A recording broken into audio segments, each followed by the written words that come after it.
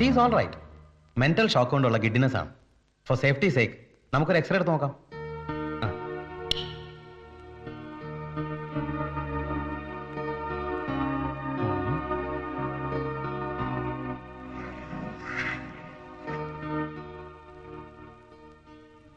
പേടിക്കാനൊന്നുമില്ല.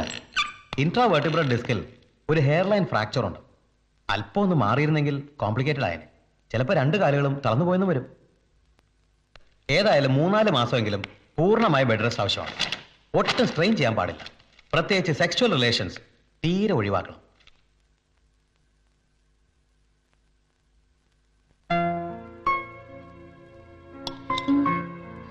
എന്താ ചേച്ചി ഇത് കൂടാൻ കഴിച്ചേ? മതി, വായിക്ക് ഒരു രുചിയും തോന്നുന്നില്ല. ഇങ്ങനെയൊക്കെ പറഞ്ഞ എങ്ങനെയാ മോളെ? ആന്റിബയോട്ടിക് കഴിക്കുന്നല്ലേ, ഭക്ഷണം കഴിക്കാൻ ക്ഷീണം കൂടത്തേ ഉള്ളൂ. എത്ര പറഞ്ഞാലും ചേച്ചിക്ക് മനസ്സിലാവത്തില്ല അപ്പച്ചാ. കൊച്ചുകുട്ടികളെ പോലെ വാശിയാ. ഞാൻ എത്ര നിർബന്ധിച്ചിട്ടാണെന്നറിയോ ഇത്രയെങ്കിലും. ആ സോണി, നീ കുറച്ച് ദിവസത്തേക്ക് കൂടി ഇവിടെ തന്നെ നിൽക്ക്. 1-2 മാസമെങ്കിലും വളരെ ശ്രദ്ധിക്കണമെന്നല്ലേ ഡോക്ടർ പറഞ്ഞിരിക്കുന്നത്? അവൾക്ക് എക്സാം എടുത്ത് വരികയല്ലേ അപ്പച്ചാ? അതിനെന്താ, പഠിത്തം ഇവിടെ ഒന്നും ആകാമല്ലോ. നിന്റെ കാര്യങ്ങളൊക്കെ നോക്കാൻ ഇവിടെ വേറെ ആരാ ഉള്ളത്? സണ്ണിക്ക് നിന്നെ നോക്കി എപ്പോഴും ഇവിടെ വന്നിരിക്കാൻ പറ്റുമോ? എന്തിന്, ഒന്ന് ബാത്റൂമിൽ പോണെങ്കിൽ പോലും ഒരാളുടെ സഹായം വേണ്ട അവസ്ഥയല്ലേ ഇപ്പോ?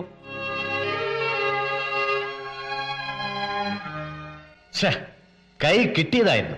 നൂലിയുടെ വ്യത്യാസത്തിൽ അവൻ രക്ഷപ്പെട്ടത്. അധികം താമസിയാതെ അവൻ ഞങ്ങളുടെ വലയിൽ തന്നെ വന്ന് വീഴും. അതായത് വെടി വെച്ചിട്ടിട്ടുണ്ട്. ഇനിയിപ്പൊ പുലി അങ്ങ് വന്ന് വീഴേണ്ട താമസമേ ഉള്ളൂ അല്ലേ? എടോ, പോലീസിനെ അങ്ങനെ അങ്ങ് ഊതാതെ. പിന്നെ ഈ ജാഫറും അത്ര നിസ്സാരക്കാരനൊന്നുമല്ല. ഓ, അങ്ങനെ ഇപ്പൊ പേടിക്കാൻ പോയ ഈ കോട്ടൂരി കളഞ്ഞ വല്ല സെമിനാരിയിലും പോയി ചേരേണ്ടി വരും. എന്തായാലും തനിക്കിപ്പോ പ്രൊട്ടക്ഷൻ തരേണ്ടത് ഞങ്ങളുടെ ഡ്യൂട്ടിയാ. ഐ മീൻ 2 കോൺസ്റ്റബിൾസിനെ തന്റെ വീട്ടിൽ ഡ്യൂട്ടിക്കിടാൻ ഞങ്ങൾ ഡിസൈഡ് ചെയ്ത് കഴിഞ്ഞു. ഏയ്, അതിന്റെ ഒന്നും ആവശ്യമില്ല. എന്റെ വീടെന്താ മന്ത്രി മന്ദിരോ?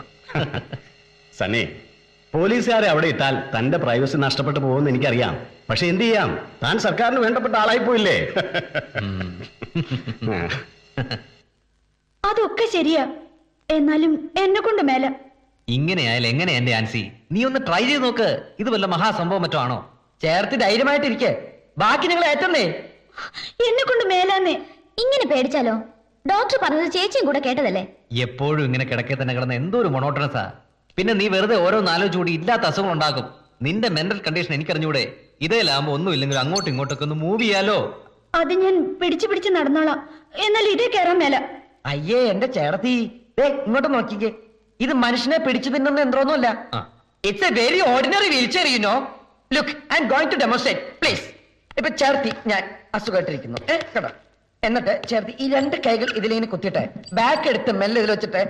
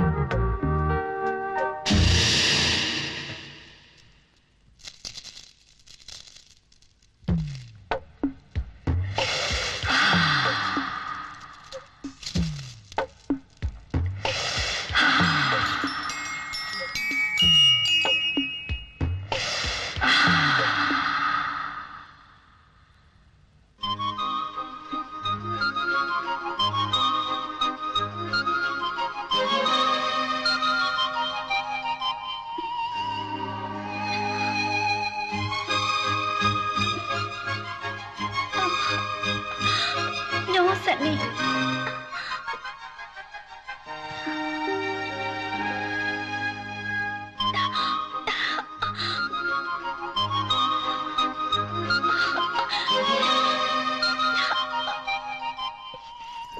പ്ലീസ്.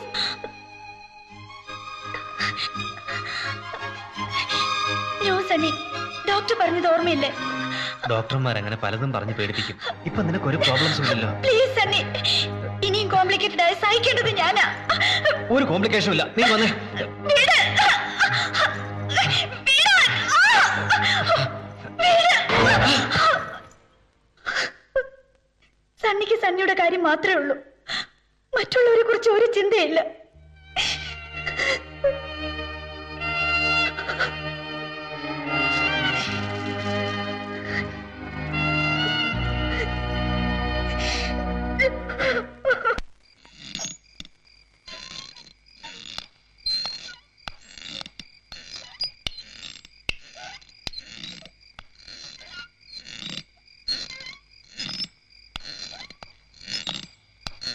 ആഹാ.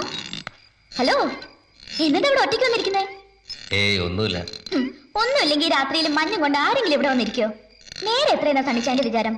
പോയി കിടന്നേ, ഞാൻ ഈ കഥ ഒക്കെ ഒന്ന് അടയ്ക്കട്ടെ. വേണ്ട, സോണി പോയി കിടന്നോളൂ, ഞാൻ പിന്നെ കിടന്നോളാം.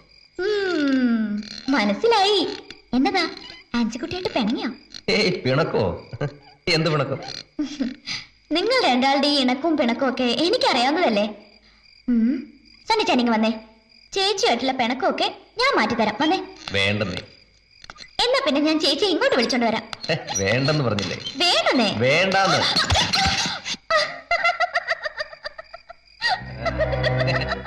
എന്താ ചിരിക്കുന്നേ? വീണമല്ലോ. നിനക്ക് എന്തെങ്കിലും ചിമാല് കൂടുതൽ.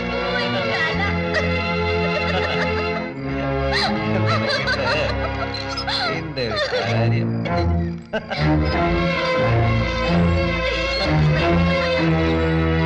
അപ്പോ എന്നതാ തീരുമാനം? രാത്രി മുഴുവൻ ഉറക്കൊളിച്ച് ഇവിടെ തന്നെ ഇരിക്കാനാണോ? ഒരു കണക്കിന് അതും നല്ലതാ. പുതിയ നോവലിന്റെ വല്ല തീമും കിട്ടിയാലോ? ഞങ്ങളെ പോലുള്ള വായനക്കാർ രക്ഷപ്പെട്ടല്ലോ. പിന്നെ കട്ടൻ ചായയോ കട്ടൻ കാപ്പിയോ വല്ലതും വേണമെങ്കിൽ പറഞ്ഞേക്കണം. ഞാൻ ready. Good night. Good night.